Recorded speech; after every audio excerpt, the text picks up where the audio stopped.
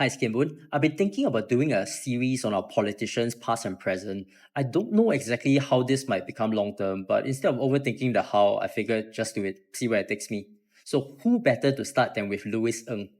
So, who could forget this moment from GE 2025 when Louis Ng announced his retirement and watching Minister Shanmugam wipe tears off Louis's face? It has not been an easy decision. I'm stepping away not because I stopped loving this job, really far from it, but being an MP has never just been a job for me. It's been a calling, a deep privilege, and honestly one of the greatest honors of my life. On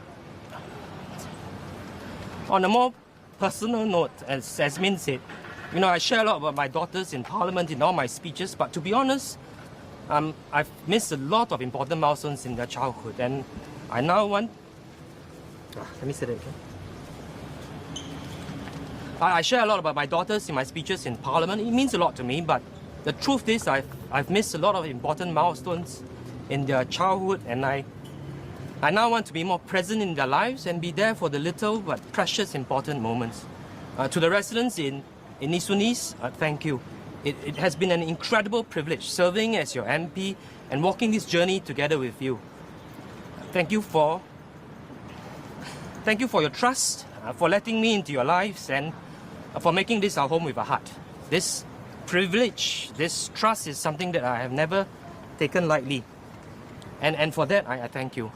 Such an uncharacteristic move for someone more known for fire and fight, and it felt like a fitting goodbye for someone like Louis. You know how some people say if you want to join politics, you got to join a PAP because that's the only way to make change, by changing it from the inside. So I thought Louis personified that in the decade that he represented Nee Soon GRC as his elected MP. By the way, he has no idea I'm doing this video. This is not some paid sponsorship from PAP or any special interest groups. And I didn't want to interview him because a person's achievement, especially one that's been in public spotlight for 10 years, should speak for itself. So I looked at the things he's done, stuff I could look, feel and see, and this video is based just on that. So Louis spent a good 10 years in Parliament, and his numbers are honestly quite impressive. Over 1,000 parliamentary questions, 15 adjournment motions, 2 bills, 2 motions, 1 petition, contributed to 269 bills. Man, you gotta give the guy credit. He showed up and did the work. Of course, talking a lot doesn't mean much if he didn't make sense and delivered results, and we'll get into all of that. Actually, I wanted to start with his origin story. And you know the typical refrain from politicians. I came from a humble background. I grew up in a modest home. My dad had a simple job and my mother made sure we got by. We didn't have much, but we had values, discipline, perseverance, integrity. And I studied hard and I was fortunate enough to make it. And that's why I chose to serve. Okay, blah, blah, blah, blah. Okay, what I liked about Louis is that he doesn't oversell any origin story. The guy loves animals. And when he was an undergrad at NUS, he started an animal protection group called ACRES. He didn't just talk the talk, he walked it. And that organization built up volunteers and grassroots awareness around animal issues. And starting something is easy, but going from strategy to execution and scaling, that's tough. And ACRES today is a full-fledged NGO with over $1 million in funding. That's not just walking the talk, that's sprinting the walk. Honestly, someone like him would have made a great nominated MP. He brings that diversity of expertise that the NMP system is meant to be. But as fate would have it, he was identified by the PAP as a candidate and contested in Nee Soon GRC in 2015. And if I'm being a little frank, he was parachuted in with Minister Shanmugam. But on hindsight, this was the kind of parachuting I think we can accept. So I found Louis to be someone worth respecting for 2 reasons. The first is obvious to many. The government do more? Absolutely. And that's what I've been really speaking up in Parliament about, that we should welcome the naysayers. I think only through criticism we can become better. I mean, there are a lot of quotes out there, there are a lot of calls for this now about how when we bring people into our boards, we need people who can criticize us. And how that makes Singapore stronger and not weaker. And I think that we really need to focus on that, be open to criticisms, accept it, embrace it, and see how we can work together constructively towards improving our policies. The second is less obvious. It's how he goes about getting things done. And as I talk through the issues he's tackled over the past decade, I also want us to appreciate how he went about doing it. He started his first term in 2015, and unsurprisingly, he took on animal protection, not a hot topic, but something that really mattered to him. You remember the cat's death earlier this year? So in early May 2025, multiple community cats in Yishun and Punggol were found dead under suspicious circumstances. And Minister Shanmugam, as a senior leader, gave those incidents a high-profile public front. Now, rewind back to 2015, Louis was just months into his first term, and that December, stray cat deaths surfaced in Yishun, and there was allegations of poisoning, strangulation, and even death from height. And Louis stepped up, mobilized grassroots patrols, worked with Facebook groups like Yishun 326 Tabby Cat, and these folks gathered evidence alongside the police and AVA. And Louis called for high-resolution CCTV in public spaces. In fact, in his first few years, he raised substantial questions in Parliament about animal protection, especially around penalties. And while I couldn't find footage, I think one of his most important proposals was his push for a lifetime ban on pet ownership for repeat offenders. And I still don't get why this is not law. Pet ownership isn't an entitlement, and if you're a repeat abuser, you don't deserve that privilege, period. Now, also in 2015, what's one big criticism Singaporeans often level at MPs? That they are out of touch, they make good money, and many have never done blue-collar work, so how would they ever understand? Then came Louis, and what I'm about to say is such an obvious thing, but hardly any MP actually does it. He decided, you know what, I'm going to do these jobs, and I see for myself. So in November 2015, he worked as a healthcare assistant in the C ward of Khoo Teck Puat Hospital. In December that year, he drove Grab and donated his fare to children in Yishun rental flats for Christmas. And in January 2016, he worked as a cleaner under the town council. Point is, he grounded himself in the day-to-day lives of ordinary Singaporeans. And off tangent a bit, maybe it's time to revisit the idea that MPs shouldn't hold full-time jobs. They make around $16,000 a month. That's quite comfortable. So instead of chasing additional income, maybe more should follow Louis's example and work the ground. Those weren't just optics. His understanding of blue-collar life translated into advocacy, and Louis pushed for better baseline wages and clearer progression paths for blue-collar jobs like cleaners. And midway into his first term around 2017, Louis started focusing on other human issues too. He championed parental caregiving leave in Parliament. This became a long-term priority for him. Among the things he pushed, My twins were born in February this year, 10 weeks early, and honestly, the word tired doesn't even begin to describe our preterm twin parenthood journey over the past 5 months. It has been a tiring, exhausting, sleepless 5 months. My eye bags are now almost permanent and bigger than my eyes most of the time. But at the same time, in between the crying, the screaming, the burping, the poo and pee, the nappy leaks and the vomits, the past 5 months have brought us much happiness, smiles, love, and made me appreciate things a lot more. Madam, allow me to share this journey and how I hope our policies can change so that parents with preterm babies and or birth of multiples can get more help. Essentially, for a start, more precious time with their babies. Young couples are rightly concerned about whether they have the means to bring up a child. It is now not just money not enough, but also time and leave not enough. The current 6 days of childcare leave and unpaid infant care leave is insufficient. I know I sound like a broken record as here I am again asking for the government to provide childcare sick leave. Why? Working parents need this, especially during this pandemic. Our frontline and essential workers and those who cannot work from home need this, especially during this pandemic. The government does not disagree with me when it comes to childcare sick leave. The public service already gives officers childcare sick leave and it's on a per-child basis. Civil servants are also using this childcare sick leave. If the government feels that childcare sick leave is important for the people who work for us, then why is it not important for the people we serve?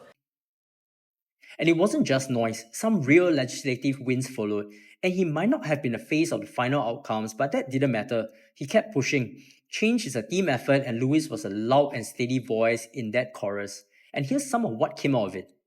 Earlier this year, we doubled paternity leave from 2 to 4 weeks. We left employers to offer the additional 2 weeks on a voluntary basis. From 1st April next year, we will make this mandatory. Currently, fathers have 4 weeks of paternity leave and mothers have 16 weeks of maternity leave. We also have an arrangement currently where husbands can share up to 4 weeks of their wife's maternity leave. In other words, if the fathers take more, the mothers end up with less. I think that's not so ideal. So we will replace this arrangement with a new shared parental leave. We will provide 10 additional weeks of shared leave. And it wasn't just headline-grabbing stuff. He fought for issues with low political mileage but with high real-world impact, things like sustainability, for example. And you heard me talk about this before. Leaders saying that they understand and then saying things that clearly show that they don't. Louis, he actually tries to understand and then walks you through what he knows. So take this 2024 example where he introduced a private member's bill on food wastage in Singapore. So there is a problem of food waste in Singapore, and every year for the last few years, we generate about 700,000 to 800,000 tons of food waste here in Singapore. It's an alarming figure, but what is really worrying is that a lot of the food waste that we generate actually is still edible food. And one of the problems we hear from the ground is that people don't dare to donate the food because of liability concerns. And we also hear from the ground there's many calls for a Good Samaritan's food donation law here in Singapore. So I'm very glad I will introduce a brand new Good Samaritan's food donation bill in Parliament through a private member's bill, so that it can allay some of these concerns that a lot of the businesses, a lot of food donors have. See how he does it? He breaks down the issue, shares what's happening on the ground, and then explains how solving it benefits both businesses and people. And that's how you sell a good idea. So while former NCMP Lokman Wai is often credited with pushing for more data transparency, and who can forget the Cantonese incident he had with Minister Tan See Leng, Louis also deserves some credit too, especially when it comes to emissions and waste information.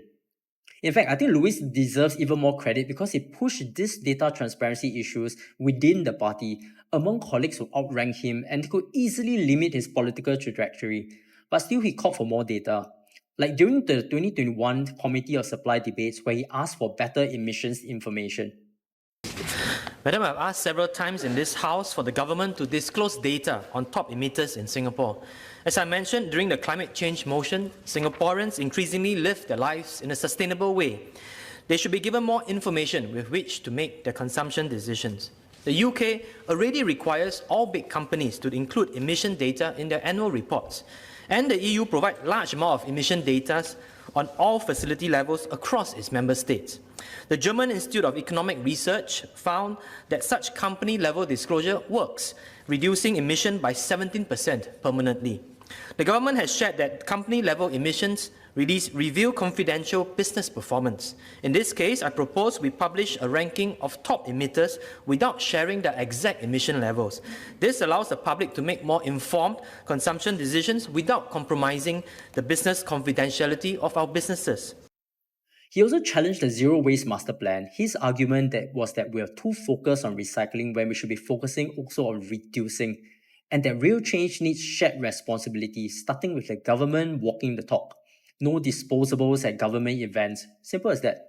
I hope that the main emphasis of the master plan is on reducing our consumption rather than on recycling what we have used. We need to focus on the root of the problem and address our throwaway culture. If we do not reduce our consumption and instead focus mainly on recycling, our efforts will be futile. Equally important is public ownership of the master plan.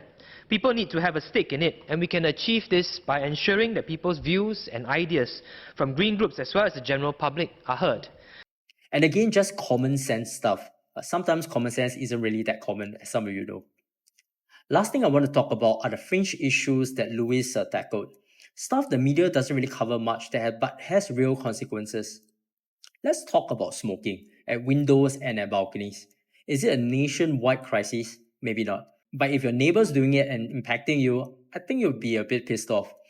So Louis heard from his constituents about babies with lung infections, parents losing sleep because they're ventilating with fans.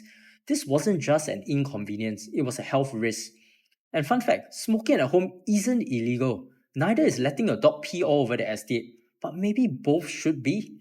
Louis thought so, and he argued that just making something illegal changes the psychology because it gives the affected residents a tool, a deterrent. And some of his colleagues pushed back. To achieve deterrence, not only do we need the appropriate law, we also need effective enforcement. Unfortunately, NEA's assessment is that this is not achievable with current enforcement modalities and technology, that there will be smokers who will find ways to avoid getting caught. We cannot prosecute people based solely on complaints of smoke or smell. We have to catch the offender in the act of smoking at the balcony or window, or have witnesses come forward to testify. Yet complainants are often unable to accurately identify the source of the smell or smoke. Furthermore, to undertake investigation, we'll need to accept significant social trade-offs. As noted, smokers who want to evade enforcement are unlikely to stand in full view at the balcony or window. To clearly capture a window in the act of smoking at windows at balconies, cameras could have to be of sufficient resolution and trained directly into units. Their field of view would also cover neighboring units and potentially include innocent neighbors engaged in other activities. Are we prepared for such intrusive measures?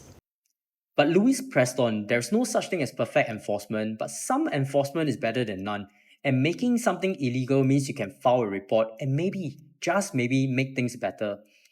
And here's what Senior Parliamentary Secretary Baey Yam Keng had to say. Current surveillance technology does not allow us to do that. So if we have a law, public or complainants will expect the government to take action.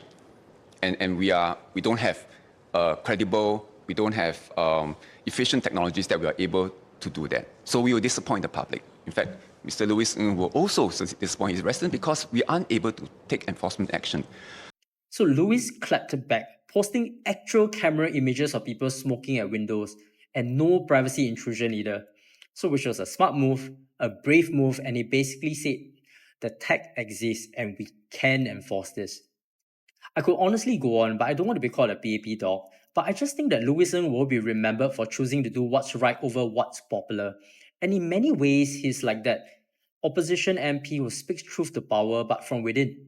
And he's won some and he's lost some, but he always shows up. So here's my final thought. Maybe we need more voices like this in Parliament, people within the system willing to challenge it.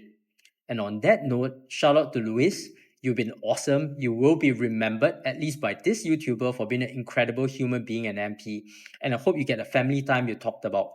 And I'm looking forward to hearing about your next adventure. And before I go, like, share, and subscribe because then we can reach out to more Singaporeans. And bye-bye.